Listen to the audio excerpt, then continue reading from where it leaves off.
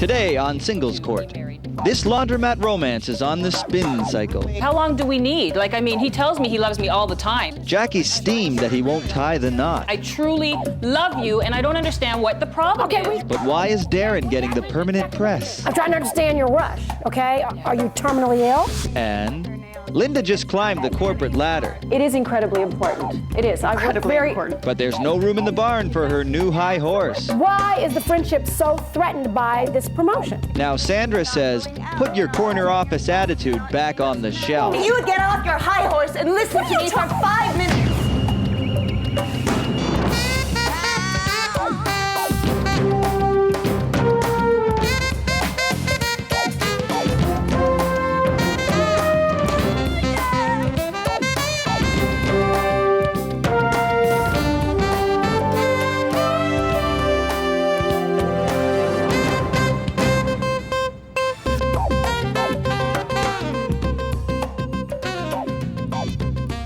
Well, hello there, and welcome to Singles Court, the #1 show on the Singles Broadcast Network, because I said so. And now please say hello to the señorita with the solutions, relationship mediator Angela Segal. Hi, Michael. Hola, Angela. It was hot in the chat room last night. It was hot. Steamy chat going on. People hooking up, you know. Oh, my fingers on the Nature keyboard. always finds a way. Okay, let's get on with it today.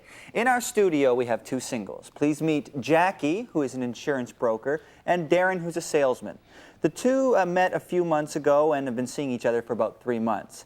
However, Jackie has put the pedal to the metal and insisted that Darren either kiss the bride or kiss her goodbye. And she wants it all done by the end of the year. So I call this the case of hitch or ditch, or woo baby. Like, whoa. Jackie, what's the rush? Tell me what's going on. Well, I think we love each other, and if we love each other, then there's no reason to wait. I'm already pushing 30, and I've always Which you would be anyway, whether you get married or not. You're going to be the same age. Right. Okay. And I've just always had that goal in mind to be married before I was 30. Well, did you have an idea about who the groom would be? Now I do. Oh, okay. Well, let's go back to the courtship. There was one, wasn't there? Tell me, Darren. There was. We met, it was Saturday night in a laundromat. I was there doing my laundry, yes. Little rumble with the tumble? That's right, between the fluff and fold, right. And we were out there, and Jackie's doing her laundry, and we just sort of hit it off. We started talking there. We had a little cappuccino at the laundromat. It was nice, exactly. And things are going along quite well, And we started, she started coming over to my house more often and staying over all the time, and it was really nice. Wonderful. It was amazing. It was nice. It was nice. And, and then she said, well, I'm having trouble with my roommates. Definitely. Can I, what am I going to do? And I said, well, the Sir Walter Raleigh, I put the coat out. Come on, move in with me. Yeah. So she moves in, and then a month later, after it was going so well. How long? Give me the time span here. So you guys meet at the fluff and fold, and then then you went from that to her living with you in what span of time? It's 3 months now. It's about 3 months. But how long did it take before you moved in with him? About a month and a half. Okay, so basically that would be 6 weeks. Yeah. So then you're living with him. Okay, and now we're at the 3-month period, and you're like, give me a ring. Definitely. Well, listen, she wants to get married. All of a sudden, it's going, okay, if we're not married, we've been together for 3 months now, and if we're not married at the end of the year, where I'm coming from, okay? I'm gone. My parents got Where married are you after coming 2 from? weeks after being engaged. They were engaged for 2 weeks. And then... So that's I'm an just saying, exception to the rule. And I have friends as well who have prearranged marriages that don't even know the people first and get married. So I'm waiting this for is your not a prearranged I'm waiting marriage. for your defense. So I'm just basically saying that how long do we need? He tells me he loves me all the time, and I really, really love you too. So it's just a matter of why do we have to wait? I don't think this is something, if we're going to be together Darren, why do you want to wait? Because I can think of a lot of reasons, but let me hear yours. I really think this is an important decision, and if you don't want to end up as a statistic where what is it now? 50-60% of the people who get married are getting divorced, and all of a sudden, just for the next 50 years, if we're going to be together, I don't want to make that decision based on 3 months, and I certainly don't want to make the decision if somebody says, listen, you're going to go down the aisle by the end of the year, or that's it. That's not the way I want to get married. Are you hold a gun to your head? No. Are you pregnant? No, I'm not. Okay, so that's not the shotgun. So I'm trying to understand the rush.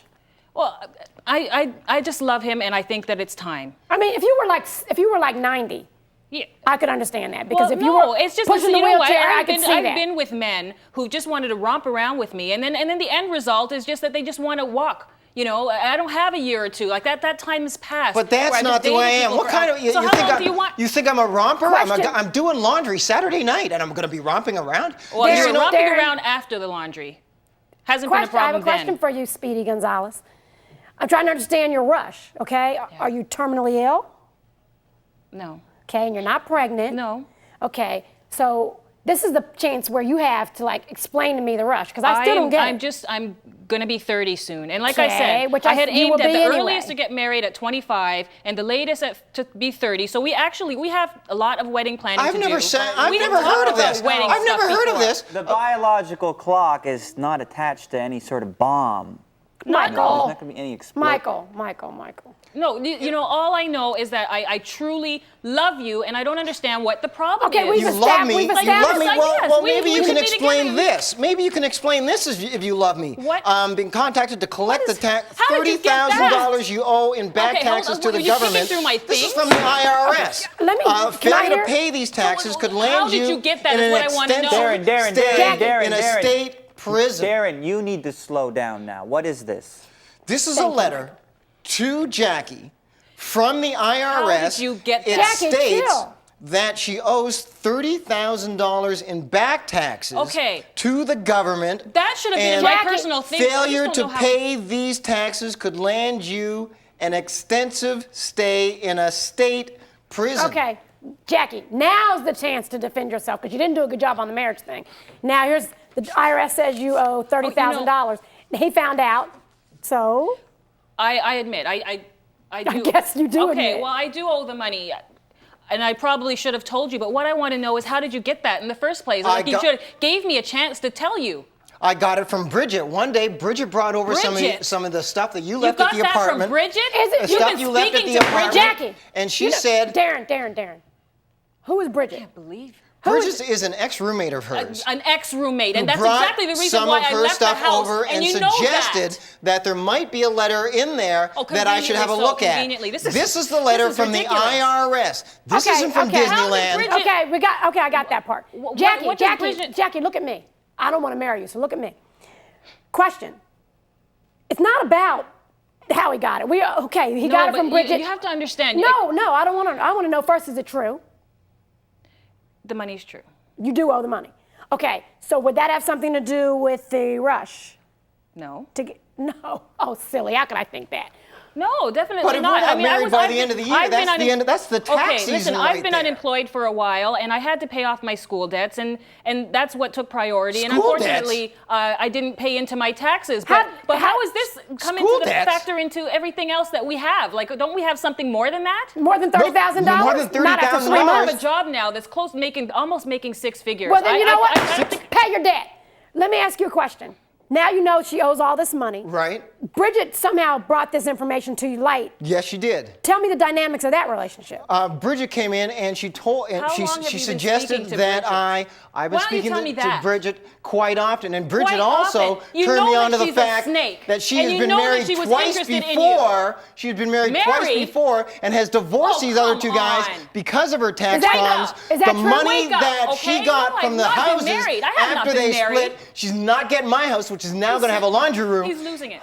That she's done this twice before and taken the money. Stop it. You know I haven't been married before. Taxes. I got all this from not only talking to the two ex-husbands, but also talking to Bridget. You guys have and now issues. this is the government. Resolution time. No, don't tell me anything. Resolution time. Resolution.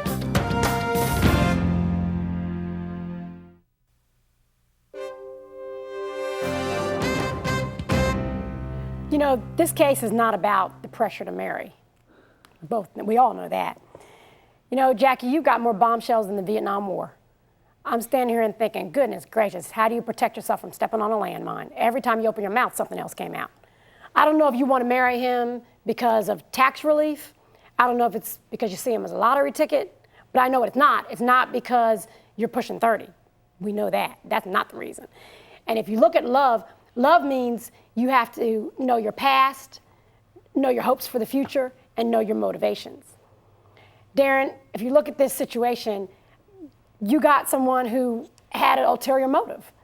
Her goal was to be married. Whether it was you or somebody else, that was the goal. And when you look at that and say, what kind of relationship is it that I have, you have to take a person for what they truly are. Now, whether Bridget told you the truth or not, who knows? But she told you enough of the truth that we can see her for what she is. Now, relationships have to evolve. They evolve to the goal. Unfortunately, in this situation, you started at the goal. I suggest, Darren, that you run. Run like a bat out of hell. And just remember the song from Prince. The sky is all purple. There are people running everywhere. Put on your armor, get in your fortified truck, and get the hell out of Dodge. And that's that in black and white. Next on Singles Court. Linda just climbed the corporate ladder. She's working yes, I do work hard. But there's no room in the barn for her new high horse. Why is the friendship so threatened by this promotion? Now Sandra says, put your corner office attitude back on the shelf. You would get off your high horse and listen to me for 5 minutes.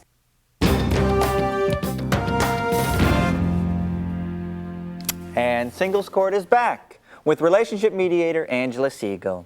Hi, Michael. Once again, it seems like we need to get going. These people are driving me nuts. It just never stops. It never stops, you know. Every day there's someone, but not these two. No, their problem is legitimate.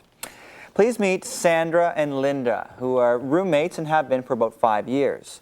The problem arises when Linda, who works as a marketing consultant, recently got a promotion, and she's very ecstatic about it. However, Sandra's getting a little tired of her attitude. So I call this the case of what goes with the job. Well, Linda, what seems to be the problem? It sounds like you guys are like pissed. Well, we are, actually. I can't take this anymore. I am VP of marketing for a major firm. I work very long hours. Important. It is incredibly important. It is. Incredibly important. Angela, I've worked very hard to get where I am. And I am so happy to be there, but I work very long hours, and it's very, very challenging. So when I come home at the end of the day, I don't want to deal with the black cloud, and that's what I'm calling Sandra now, is the black cloud. I get so much resentment, and you know, I don't know if it's jealousy, I don't know what it is, but well, let's ask her. What is it? I can't help it if I'm successful. Sandra, I mean, what is it? I'm not jealous of her. I'm happy for her. I have No, lived you are with jealous this of woman me. for 5 years. I have And watched 5 years her. is a long time to have It's a roommate a long relationship. time. Yes, I it have is. watched Yes, her it is. climb this corporate ladder, gnawing at it with her nails that she gets done I've at been manicures. working hard. Oh, come on. She got her promotion. I had a party for her. I had all our friends over from well, college. let's talk about the party. We had champagne. We had that special little Oreo cake that she liked. So you're saying you're not jealous? Why? I'm Give me an not example. jealous Like, of why do her. you think she's jealous of you? All right. Although you did get the manicure just dig in, which I was not happy about. Okay, go ahead. That's not nice. Okay, that is not nice. Anyway, can I talk to you about the party We've first? known each other for 5 years. We've always cut each other up like that. I think the party was hypocritical. Okay, I think it was her excuse. She went in front of our friends and said, "Oh, I'm so happy for Linda. I'm so happy. She's so successful now." But then it gave you the reason to turn around or the opportunity to turn you already A tried little talking bit to of each other. paranoia there, though, coming out. This You're is not paranoid paranoia. about it? You know when what? I come home at the end of the day, Angela, when I come home at the end of the day, this is what I get. "Oh, you weren't home for dinner?" Well, guilt doesn't work well on me, Angela. It does not work well at all. See, now I can understand weekends that we she used to has- shop together. Am we I don't missing- shop together am I- anymore. Am I missing something here? Because I still don't see. It sounds like a difference in personality. It is does a not difference in sound like personality. a problem. We're completely different. And my concern with Linda is that she's got this wonderful promotion. Oh That's my gosh. great. Oh That's my gosh. wonderful. Don't act But unselfish. right This is now, not what this is about. It seems like she's so This is worried not about what- losing it because she's just got it. That she's working too hard. She's working Yes, I too do work long. hard. Hopefully, when But what do you care if she works hard? What's that got to do with I you? want Exactly. her dragging herself out. Well, and that's I want not your her problem. not enjoying That's her not your life. problem. She wants me to live like she does. And I'll tell you what she does. She gets up at noon when she's not working. She gets up at noon, then she takes afternoon naps. So what do and you then, care? And, But then, what is that and then concern she of eats yours? peanut butter sandwiches. And you know what? That's fine. That's fine. But I don't criticize her. Okay, Do I criticize you? You do criticize me. Listen to you now. You spend half your time All You're right, both well, criticizing. You're both criticizing each other. So let's establish something, and I'm going to ask you this, Linda. I'm sorry, Sandra. Tell me about the friendship, because that's what you're supposed to be here talking about. Friends. The friendship. Yeah. Why is the friendship so threatened by this promotion? Because she, from her hierarchy position now, is looking at me and telling me that I'm not good enough. No, I Angela, love my job. Angela, I love what I do. Why do you feel that way? Because she endlessly comes in and says, look, what are you doing? You're eating peanut butter sandwiches. You're sleeping till noon. You're not going out. You're not answering your phone. You're not doing this and that. Well, why are you not doing those things? How does that make you feel like you're less than her? Because those are like very legitimate things. Answering your phone, eating peanut butter and jelly. I mean, Absolutely. I can. Why is that any of her what about? concern? And it's one thing to be I don't know, antisocial. let's ask her, why is that any of your concern? I'll tell you why. I'm worried about her. She was a friend. Or she was a friend. You're still friends. Hopefully we will be friends, okay? But here's the thing. She's become completely irresponsible. She's antisocial. Is that different than her behavior before? She doesn't pay her bills. Well, I don't pay my bills because I can't pay my bills. Why? If you would get off your high horse and listen to me for 5 minutes. 5 minutes is all I ask okay, me go to be ahead. my Give me friend. 5 minutes. Go ahead. No, you don't have 5 job. minutes. You don't have 5 minutes, okay? I lost my job. Relax. Did you hear what The she day said? that you got a promotion, I lost my job, but you would not listen to me. Gosh. Did you hear her? Okay, well, you know what? Yeah, I heard her. Sandra She lost has her job. no job. All right, well, I'm going to tell you, Angela. How about some compassion here? Gee, now there's an idea. Well, can I It's not in any of her self-help books. stop Compassion. it? Would you You don't stop have it? time Why are for you that playing in so self-help dirty? books. Why are you playing so dirty? Let me Look just who's tell. talking, playing dirty. No, I'm not playing dirty. Thank you. Girls, Okay, put the okay. claws away and talk to the lady. All right. Manicure. I would never hire you, and you know why? I would never But work you know for what, you. Linda, look at me. She's not your employee. She's supposed to I be your understand. friend. I understand. So there's not supposed to be the same standards you would use on Or a employees. judgment Do you that you realize what use you on just people. said to her? I would not hire you. She No, didn't ask I you wouldn't to hire her. Let's talk And about the fact that you just found out she lost her job. Do you know She what? has no job. I understand that. Okay, and, so and what- I feel bad about that. But I think she should pull herself up and say, I'm going to find a new job. But she won't, because it's not in her attitude. And that's why I would never have her work for me. I She would chats never too work much with for the you. cats. How do you know Sell that I your wouldn't put product, my sell stuff yourself. together? Woo! You know what? I really don't like to strain my voice, and certainly on two girls. Sorry, Angela. Sandra, Sucking up. please. You know, your attitude, I have to say, in her defense, really is not the best it could be. She digs at me. I mean, obviously you're angry. You talk a lot about the things that she has. That's obvious.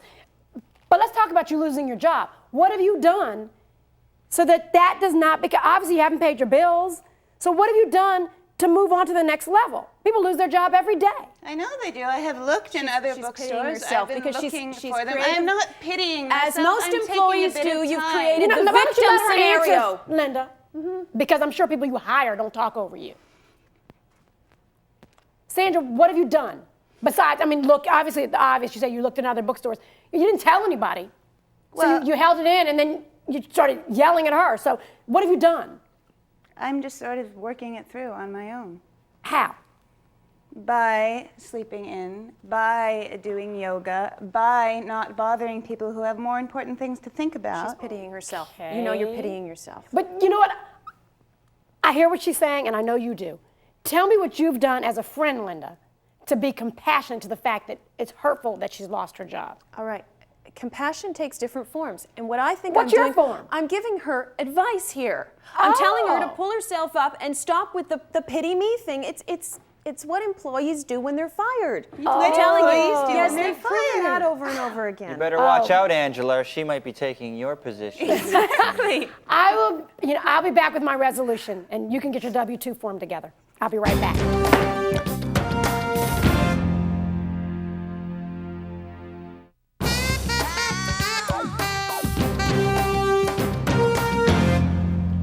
You know, friendships are not a business. Sandra, I empathize with you. You lost your job. That brings a lot of emotion with it. But you chose not to tell Linda, so you can't blame her for the reaction that she had. She didn't know. And that was your choice. We understand and we do sympathize, but you can't play the victim in this case. You just can't. And Linda, it's admirable that you're a corporate executive and that you've made great strides. That's wonderful. And you have all the qualities. You're driven, you're aggressive. That's great. But remember that when it comes to friendships, sometimes you have to put down the briefcase and listen to what the people you care about are telling you. You know, friendships often involve different personalities. That's not unique. It happens all the time. The common denominator is what sustains the friendship. Sandra, you have to realize that You can't throw a pity party because when you do, the guests never leave. They stay forever. And you have to understand, Linda, that when you help Sandra, it has to be with a compassionate ear, not necessarily a business solution. The two of you have a friendship that's endured 5 years of living together, 10 years of friendship. You must look at the friendship and say, this is where I'm going to invest my time, my energy, and my money. And remember that friendship is what pays the highest dividends. So take stock in that, and you will remember that as you go on in life, it's the friendship that will sustain. That's that in black and white. Well, there it is. When it comes to relationships, you can't pay your taxes with confetti and cake. And when two people move in together, the toughest job they may encounter is staying friends. Join us next time here at Singles Court, the final word for singles.